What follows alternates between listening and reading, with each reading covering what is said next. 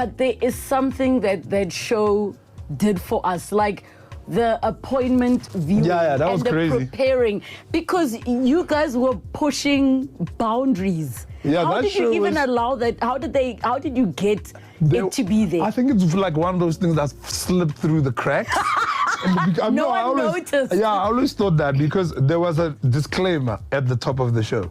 That said what? Yeah, like, this, anybody, if you got offended, like it was, they're like a disclaimer, but it had like swear words in the disclaimer because we wrote it in a hurry. I think David Kawu wrote it,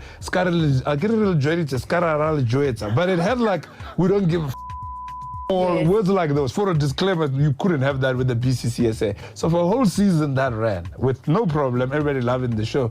Then season 2, there was a new commissioning editor who noticed this, or there was a complaint. And we, so it was always these things. Late night, when it came on, they said they needed something for late night. They were trying to experiment with late night, 10 o'clock slot, all of that kind of stuff. So that, there was less eyes. I guess also they Commissioner Kagiso Lediga, Kagiso Lediga, Steven Maslamoni, the people there were, Jerry Mpufane was the marketing person, Romeo Kumalo was the boss of the station. Yes. So I think they kind of deliberately were like, throw this cock there and then look away.